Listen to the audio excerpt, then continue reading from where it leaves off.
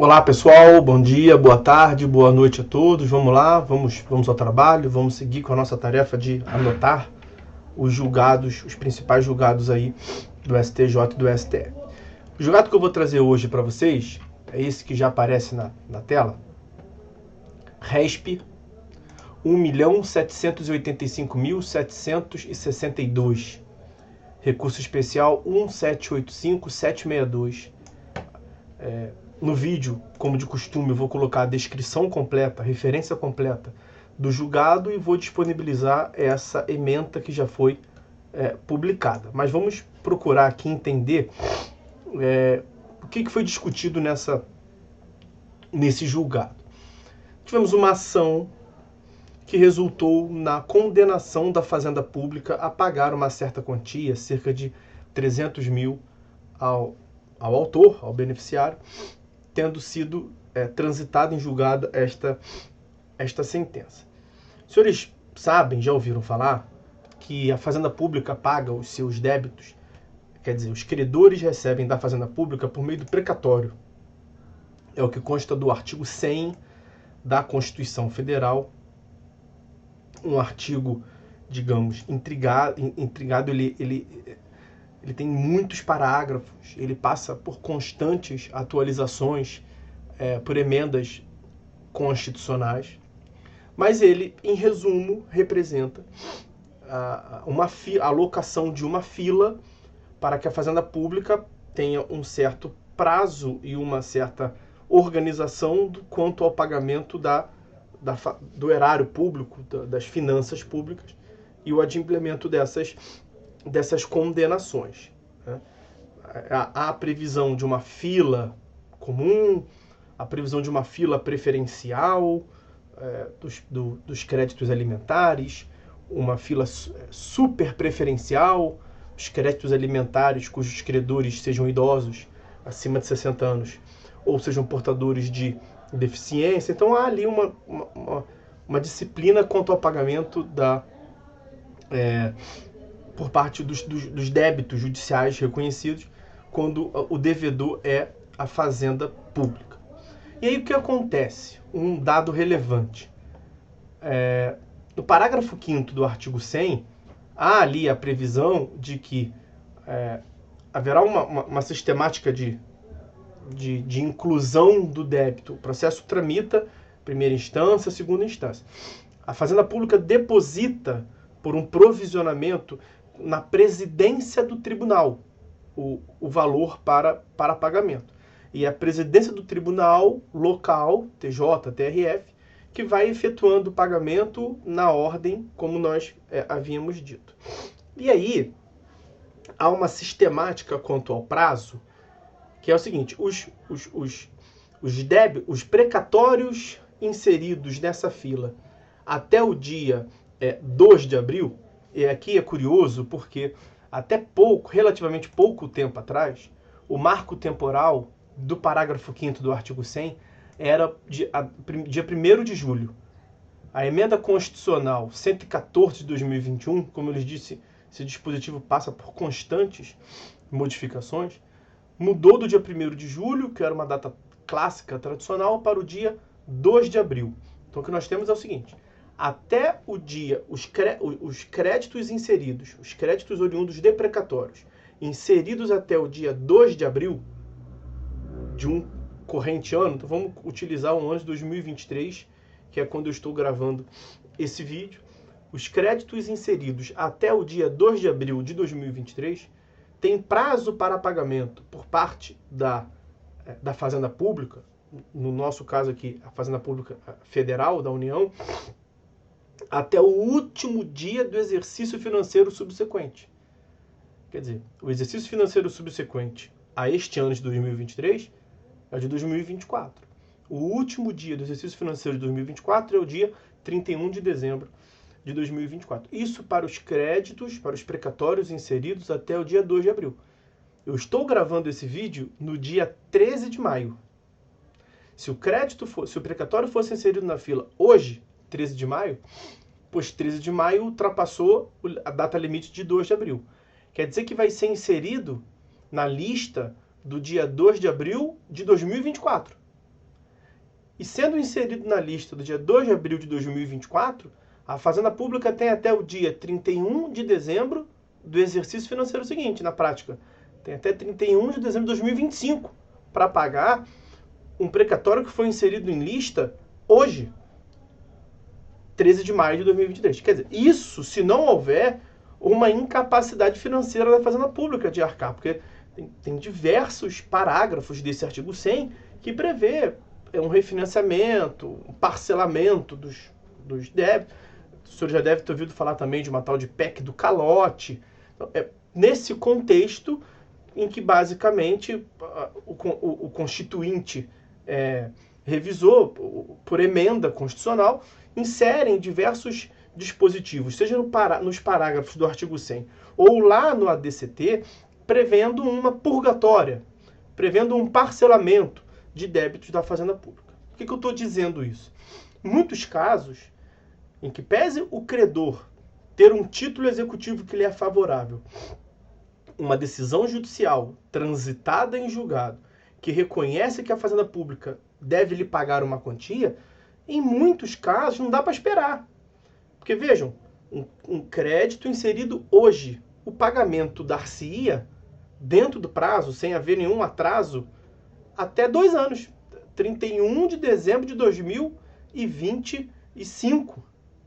Porque hoje já passou da data limite do dia 2 de abril, como eu lhes expliquei. E aí, nesse contexto, faz com que muitas vezes a pessoa não possa esperar.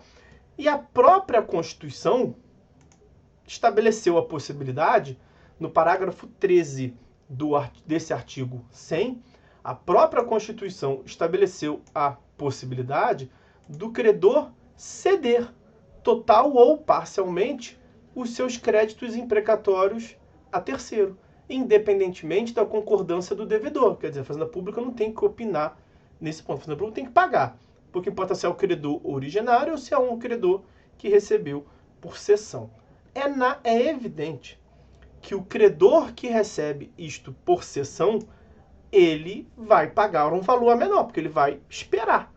Né? Esse prazo, que muitas vezes o credor não tem possibilidade de aguardar o pagamento, é o que vai ser o ônus de quem está adquirindo este título. Então, naturalmente, quando há esse ato privado de um negócio jurídico entre o credor originário e para quem ele está passando, o ônus que compete a quem está recebendo é o ônus de esperar para um pagamento, um dado futuro incerto.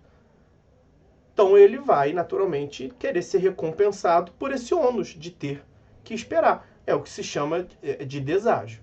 Então, no caso, havia um crédito ali de 300 mil, mas o credor precisava do dinheiro imediatamente. Então, logo, não podia esperar o pagamento para daqui a um ano, exercício financeiro seguinte, ou o exercício financeiro seguinte do seguinte, a depender da data em que o crédito dele entra em lista. E aí ele cedeu, vendeu, alienou esse direito de receber 300 mil para um cessionário. E aí uma empresa especializada na aquisição de créditos judiciais ofereceu ali um valor pela metade. Então, dos 300 mil, ela falou, te dou 150 mil na hora. Você topa, o rapaz precisava enlouquecidamente da quantia e aceitou. Então, haveria um lucro da empresa de 150 mil reais por ter que esperar 1 ano e pouco, 2 anos e pouco para receber aquela quantia. E o que se deu nessa hipótese? A Receita Federal cobrou o imposto de renda do cessionário. O credor originário que alienou o seu crédito reconhecido judicialmente por um valor a menor, a Fazenda Pública lhe cobrou imposto de renda sobre o argumento de que seria um novo fato gerador e que esse novo fato gerador seria qual? O ganho de capital em razão da alienação do precatório. Olha que maluquice. Naturalmente que o contribuinte não concordou com essa alegação da Fazenda Pública, que haveria ganho de capital, e disse, olha, esse crédito judicial, esse crédito em face do ente público reconhecido judicialmente, o que foi inserido a título de precatório, já tinha sido descontado o imposto de renda. Então, o imposto de renda devido, na hipótese, já foi retido em fonte. Então, o que está reconhecido aqui, esses 300 mil reconhecidos em título judicial, já é o que sobra. Já é o valor líquido de minha titularidade. E eu não estou tendo lucro nenhum, pelo contrário. O fato de eu não poder esperar está me resultando em um prejuízo. Eu tinha 300 mil, alienei o direito de receber 300 mil para receber 150 mil na mão. Que lucro que eu tive aqui.